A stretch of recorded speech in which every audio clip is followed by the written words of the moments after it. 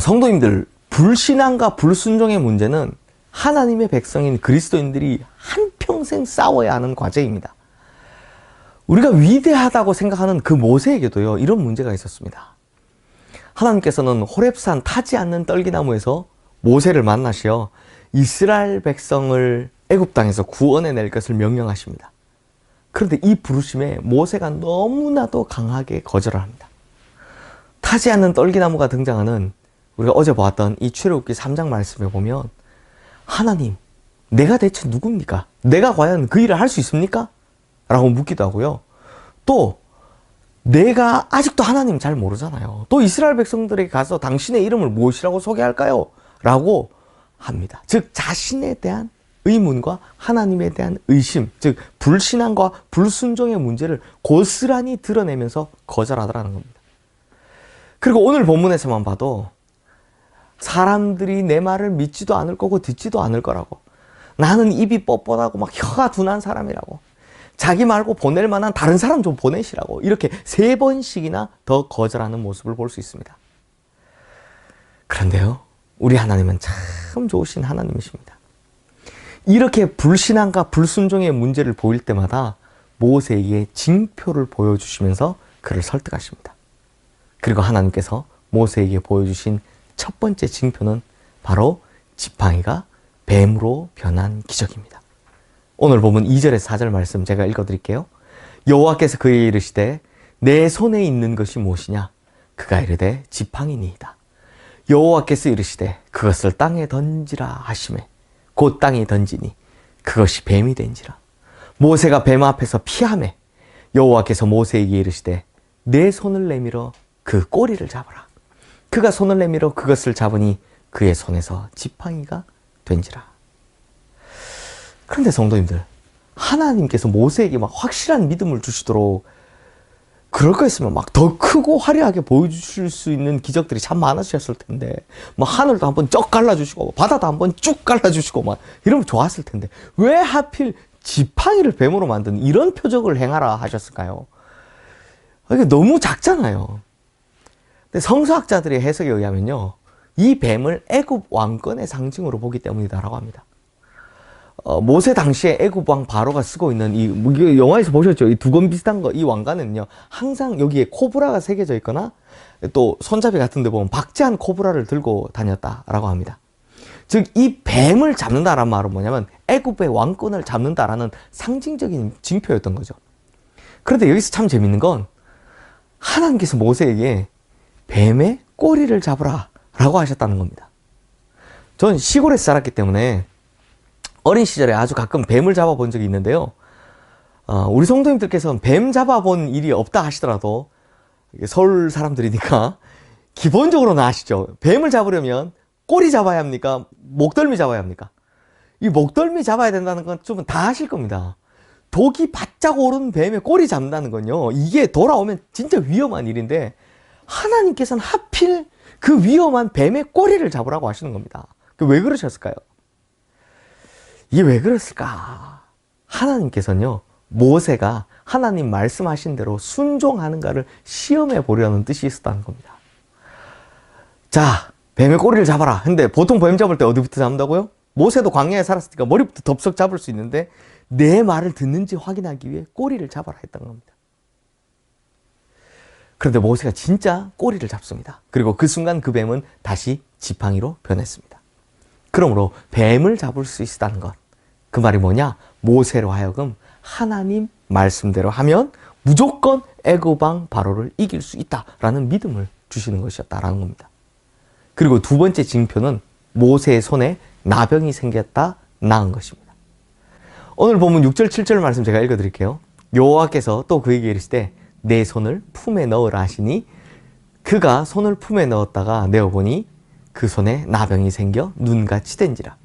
이르시되 내 손을 다시 품에 넣으라 하시매 그가 다시 손을 품에 넣었다가 내어보니 그의 손이 본래의 살로 되돌아왔더라.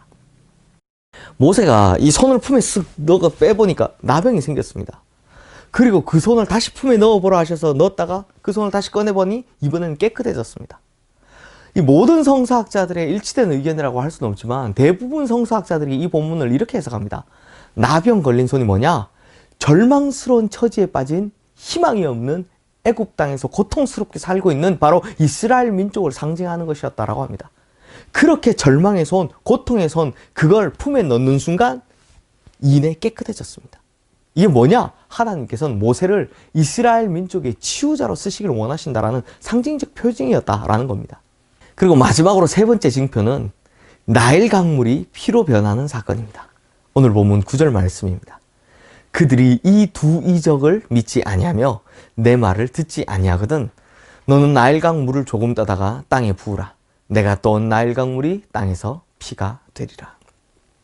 성도님들, 세 번째 기적의 대상이 뭡니까? 바로 나일강입니다. 왜냐하면 나일강은 애굽 사람들에게는 생명의 젖줄이었기 때문입니다. 나일강은요, 애굽 사람들에게 그들의 농사를 풍요롭게도 만들어주지만 이 나일강이 범람하거나 마르면 그건 곧 그들에겐 죽음을 의미하는 것이었습니다. 그래서 애굽 사람들이 어떻게 했냐? 나일강을 자기들 신으로 섬겼습니다. 그런데 나일강 하수를 취하여 육지에 부으니 그것이 뭐가 되었다고요? 피가 되었다고 합니다. 이게 뭘 말하냐? 모세가 애굽의 정복자가 될 뿐만 아니라 애굽의 그 많은 신들의 심판자가 된다는 상징적 표징이다라는 것입니다. 그런데 성도님들, 사실 이 세 가지 징표의 대상 생각해보면요, 모두 다 당시의 애굽 사람들이 가장 두려워하던 것들입니다. 이 사람들은 뱀을 너무나 두려워한 나머지 나중에 그걸 그들의 숭배의 대상으로 삼았고요. 또 나병을 너무 두려워한 나머지 나병을 고칠 수 있는 신을 숭배했습니다. 그리고 나일강은 그들에게 있어서 언제나 그들의 생사를 관장하는 두려움의 대상이었습니다. 그러므로 하나님께서는 이 세 가지 징표를 통해서 사람들이 너를 믿을 것이다. 그리고 내가 너를 보냈다라는 사실을 알게 될 것이다. 그러니 핑계대지 말아라. 변명하지 말아라. 라고 보여주시는 것입니다.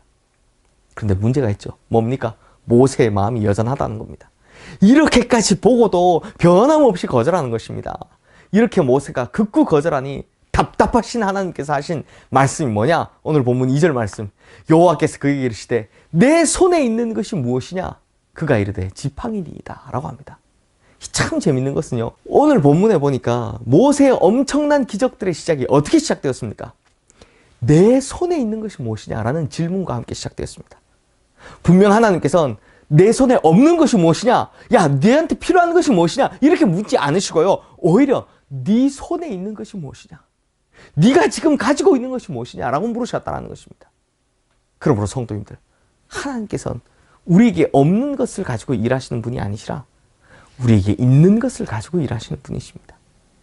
내가 가진 것이 아무리 작고 평범하고 하찮아 보일지라도 내 손에 있는 것이 주님 손에 잡힐 때, 내게 있는 것을 주님께 드릴 때 그것이 하나님께 붙잡히면 그때 놀라운 일을 행하게 된다는 것입니다.